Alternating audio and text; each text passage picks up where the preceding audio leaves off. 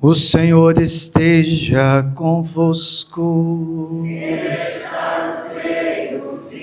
Proclamação do Evangelho de Jesus Cristo, segundo João. Glória a vós, Senhor. Naquele tempo houve um casamento em Caná da Galileia. A mãe de Jesus estava presente. Também Jesus e seus discípulos tinham sido convidados para o casamento. Como o vinho veio a faltar, a mãe de Jesus lhe disse: eles não têm mais vinho. Jesus respondeu-lhe: mulher, por que dizes isto a mim? Minha hora ainda não chegou. Sua mãe disse aos que estavam servindo: fazei o que ele vos disser. Estavam 6 talhas de pedra colocadas aí para a purificação que os judeus costumam fazer. Em cada uma delas cabiam mais ou menos 100 litros. Jesus disse aos que estavam servindo: enchei as talhas de água. Encheram-nas até a boca. Jesus disse: agora tirai e levai ao mestre-sala. E eles levaram. O mestre-sala experimentou a água que se tinha transformado em vinho. Ele não sabia de onde vinha, mas os que estavam servindo sabiam, pois eram eles que tinham tirado a água. O mestre-sala chamou então o noivo e lhe disse: todo mundo serve primeiro o vinho melhor, e quando os convidados já estão embriagados, serve o vinho menos bom. Mas tu guardaste o vinho melhor até agora. Este foi o início dos sinais de Jesus. Ele o realizou em Caná da Galileia e manifestou a sua glória, e seus discípulos creram nele. Palavra da salvação. Glória a vós, Senhor.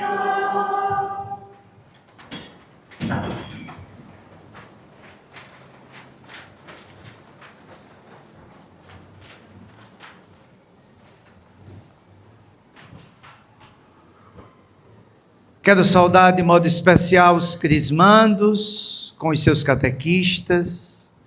Saudar Ricardo, que hoje conclui o seu serviço a Nosso Senhor no altar. Saudar Dante, que hoje inicia o seu serviço como acólito e não mais como coroinha no ministério Mirim dos pequenininhos. A liturgia desse dia, amados irmãos e irmãs, celebra Nossa Senhora Aparecida. É interessante notar que hoje é domingo, e domingo é dia do Senhor. Mas Nossa Senhora está inserida no mistério de Cristo, e por isso pode ser celebrada no domingo. Como também São João Batista, como também São Pedro e São Paulo, e como também o titular de uma paróquia. E por que estou aproveitando hoje para esclarecer isso? Porque às vezes alguém tem um santo de devoção celebrado no domingo e fica inquieto porque caiu no domingo e não pode celebrar o santo. Então, lembrar que a liturgia da igreja dá a orientação certa, ou seja, é dia do Senhor e o Senhor tem a precedência sempre. E mesmo hoje, celebrando Maria, nós a celebramos na Eucaristia, que é de Nosso Senhor Jesus Cristo. E toda a liturgia é por si só, até mesmo o Evangelho de hoje, tipicamente cristológico. O que vamos refletir hoje? Eu me recordava cedo de São Bernardo de Claraval. Ele dizia que de Nossa Senhora a gente sempre tem muita coisa para falar, e a gente nunca vai se cansar de falar. E por isso, eu vou em um detalhe que talvez na minha história sacerdotal eu nunca tinha ido em uma dessas festas, que é, ao invés de falar dos textos de costume, me basear na saudação salmódica que cantamos. Escutai, minha filha, olhai e ouvi isso, que o Rei se encante com a vossa beleza. A nossa homilia hoje será sobre beleza. Colocarmos uma dimensão estética na liturgia é colocarmos a beleza de Deus na liturgia, na celebração, na criação, em tudo aquilo que fazemos. É possível isso? Sim. A tradição da igreja sempre se utilizou da beleza, mas é bem verdade que a beleza foi desenvolvida teologicamente no século passado, com os grandes teólogos Bruno Forte, von Balthasar, Romano Guardini e tantos outros, que tentaram fazer uma dimensão estética. Até então a estética estava muito ligada à filosofia e a tantos outros conhecimentos. Na arte, na literatura, na música, na cultura. Mas é possível fazer estética teológica partindo dos elementos que nos falam do belo naquilo que é sagrado. A beleza sempre traz consigo elementos dicotômicos. Aquilo que é belo para Deco, talvez não seja belo para Padre Fábio, e vice-versa. Mas a beleza está lá. Ela não deixa de estar e de revelar aquilo que ela é. E é justamente nestas relações, que muitas vezes se parecem opostas, que a estética nos dá o quê? O mistério. Ou seja, aquilo que vai além do meu olhar, do nosso olhar, da minha análise e da nossa análise. E por isso os teólogos vão dizer que existe uma via veritatis, que é aquela que vocês, por exemplo, crismandos, estão buscando na catequese, de conhecer a verdade, de aprofundar a verdade. E nesse caminho vocês terminam vivendo o quê? Momentos de racionalização, momentos de especulação do divino, daquilo que é matéria sagrada, para tentarmos definir com aquelas categorias nossas para compreendermos aquilo que está além de nós. Mas os teólogos da estética vão dizer: é importante que a via veritatis acompanhe a via pulcritudinis, que é a via da beleza. Porque muitas e muitas vezes existem mistérios na vida cristã que poderiam muito bem ser sintetizados numa dimensão do belo, onde a gente, por mais que busque aprofundar e dizer, ou definir, ou especular, a gente não vai alcançar, a gente não vai chegar, e lá vai continuar sendo o que é belo. E onde é que está a beleza na teologia? O primeiro lugar da beleza é a Santíssima Trindade. É o único Deus, mas em três pessoas distintas. Unidade numa distinção que nos ajuda a compreender bem o mistério. Belo. Nessa trindade nós temos o Filho de Deus, que se fez homem. E ele se autodefiniu belo, lá no Evangelho de João, no capítulo 10, quando disse: eu sou kalos. Kalos do grego, que significa eu sou o bom, o belo, pastor.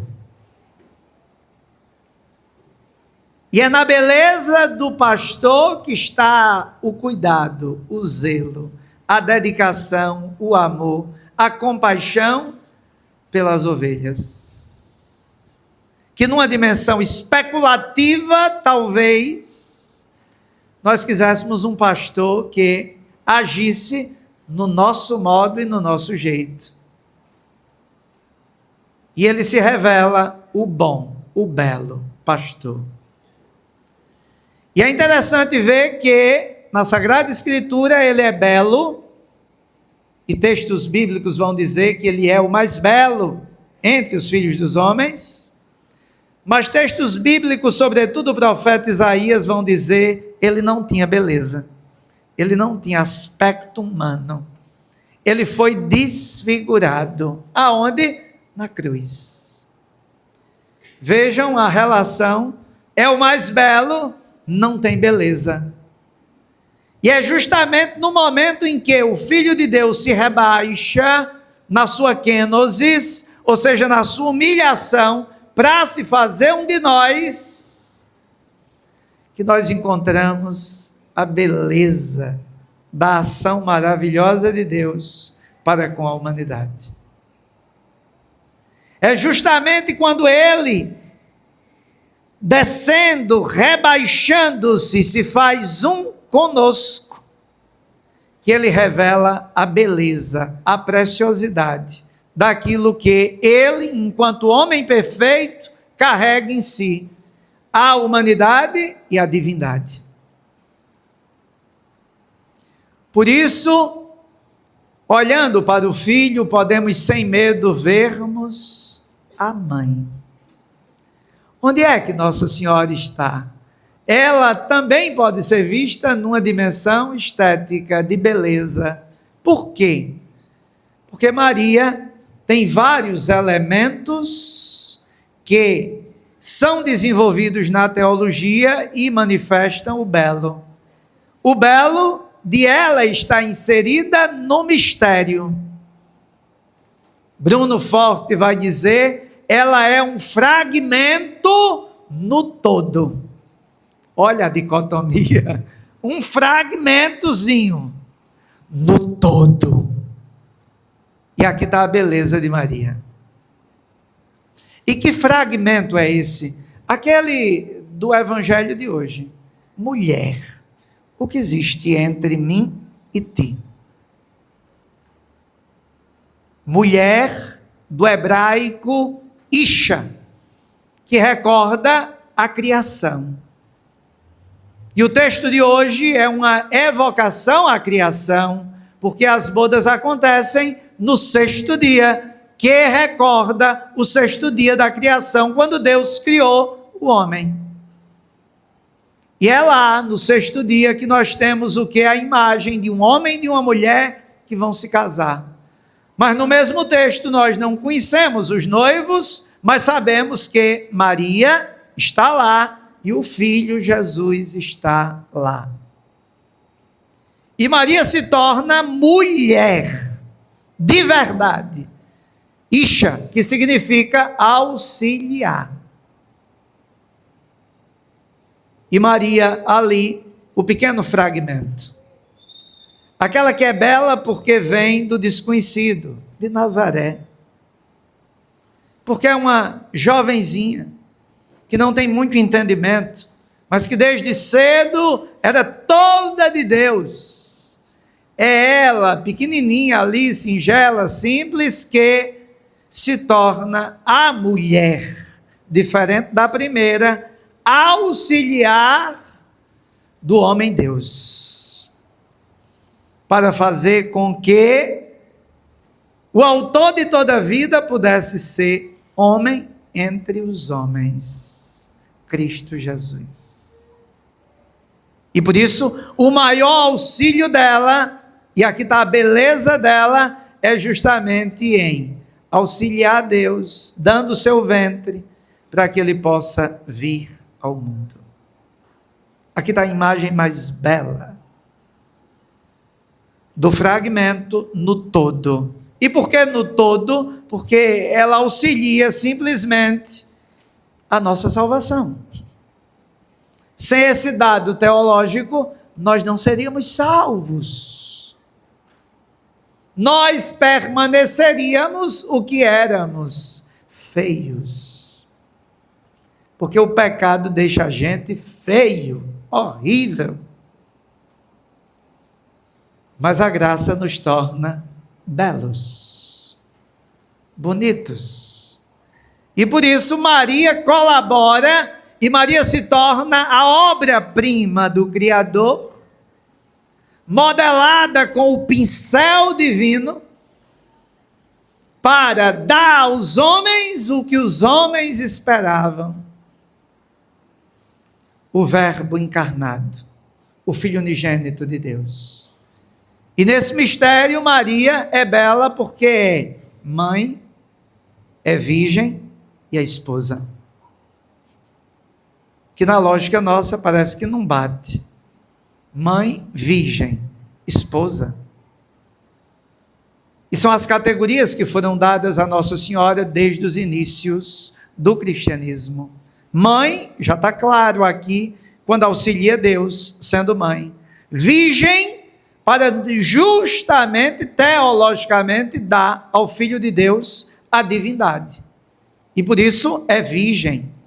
Mas virgindade que vai muito além de um rompimento de ímen, porque não é só um dado biológico. A virgindade vai além. A virgindade é a escuta, a atenção, o diálogo, a comunhão, a relação que esta mulher tem com o divino. E a esposa, porque nas bodas hoje, ela é a imagem de quem? Da esposa. E quem é a esposa? A igreja. E a igreja agora será a nova humanidade casada com quem? Com Deus. E por isso, mulher, o que existe entre mim e ti, minha hora não chegou. E a hora como que é antecipada, que não é outra, é a da cruz. Para que justamente o casamento aconteça e Deus possa se reconciliar com a humanidade pecadora. E possa homem e Deus cantar uma mesma canção, juntos. Graças à beleza de Maria ser imagem daquilo que todos nós deveríamos ser.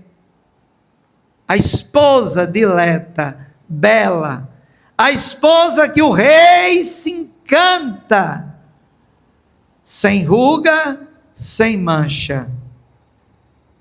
Como dirá daqui a pouco o prefácio, resplandecente de beleza, puríssima. Na verdade, ela é a Virgem quem nos dá o belo. O Salvador da humanidade, nosso Senhor Jesus Cristo. Caros jovens, amados irmãos e irmãs, aqui está Maria, bela na arte cristã, desde a arqueologia das catacumbas. Aqui está o belo de Maria, enquanto ternura de Deus, como dizia o Papa Leão XIV ontem, quando lhe deram imagem de Nossa Senhora Aparecida e ele abençoou. Ternura de Deus, maternidade divina expressa, prefigurada, imagem viva ali numa mulher, a Virgem Maria. Por isso somos chamados, nesse dia da Virgem Aparecida, a também nos encantarmos com o belo. A também nos encantarmos com aquela que tem no mundo o maior santuário e a maior peregrinação, perdendo somente para Guadalupe. Nós brasileiros vivemos de ponte aérea para Fátima, para Lourdes, para Medjugorje, para Loreto, para Rosa Mística, e haja viagens atrás de Nossa Senhora, mas a gente se esquece que a bela, morena, negra, pequenininha nossa, é a que mais, depois de Guadalupe, leva fiéis ao seu santuário. Guadalupe, 12 milhões, aqui no Brasil, quase 10 milhões por ano. Lourdes, Fátima, 2 milhões, 3. Bem menos do que a gente cria e imagina. Quando a gente deveria dar uma olhada para ela e vermos o belo que nos representa. O belo que é protótipo do povo brasileiro, nas suas diferentes raças, nos seus diferentes modos e jeitos de ser. É a mãe pequena que traduz em si, pela aparição, dois evangelhos, Lucas 5 e João 21. Antes da ressurreição e depois da ressurreição, Nosso Senhor realiza uma pesca milagrosa. Em Aparecida do Norte também houve uma pesca milagrosa. E é interessante ver os detalhes da aparição, que são belos, com os textos bíblicos. Avancem para as águas mais profundas. Lá botamos a noite inteira. Os 3 pescadores aqui em Aparecida também lá botaram a noite inteira. E pescaram o quê? Um corpo e uma cabeça. E depois vem a pesca milagrosa. Lá, no final do Evangelho de João, Nosso Senhor chega ressuscitado, os discípulos estão à frente do mar de Tiberíades, e Nosso Senhor diz: tem alguma coisa para comer? Eles dizem: não tem. E Nosso Senhor diz: avancem. E a pesca também acontece. Não tem lá e não tem vinho no Evangelho de hoje. Não ter. Típico do Evangelho de João. Não tem vinho, não tem comida para Nosso Senhor. E o não ter acompanha todo o Evangelho de João. Mas o não ter é o quê? Nossas carências. Aquilo que nos falta. Aquilo que queríamos, aquilo que buscávamos, e nem sempre acontece como queremos. Mas quando Ele está presente, e ela está presente, o que não tem, começa a ter, aparece. Aqui está o belo da história de Nossa Senhora, que é tecida de elementos bíblicos, teológicos, para dizer a nós brasileiros que ela continua a ser mãe de Deus e mãe nossa.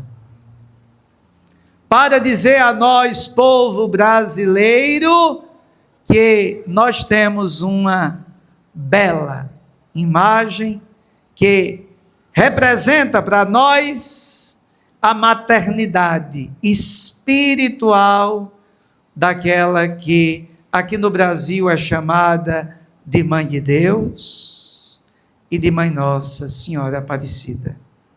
Peçamos hoje nessa missa essa graça.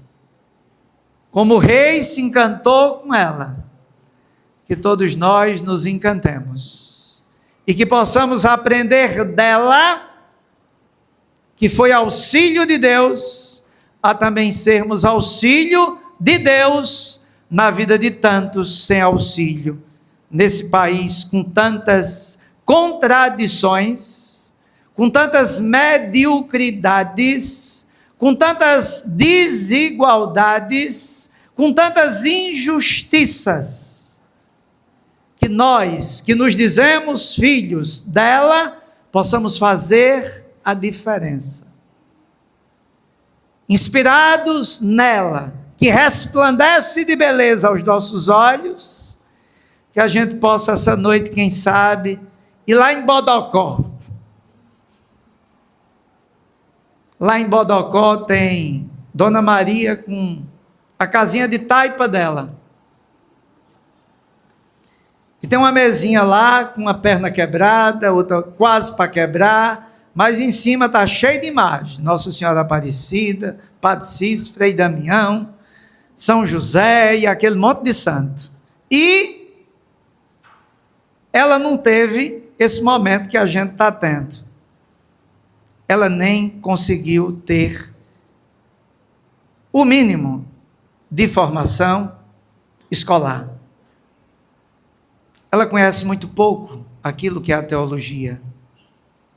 Mas Dona Maria, lá em Bodocó, olhando essa noite para a imagenzinha de Nossa Senhora, ela vê aquilo que tantas e tantas vezes nós, com tantos conhecimentos, não vemos. ela vê o belo. Ela se encanta com o belo que está naquela imagenzinha dela, que talvez já tenha caído umas 3 vezes dessa mesa. Está toda quebradinha, mas ela consegue ver o belo de Deus que se manifesta em sua mãe. Que tenhamos essa simplicidade de captar no belo o mistério de Deus. Assim seja.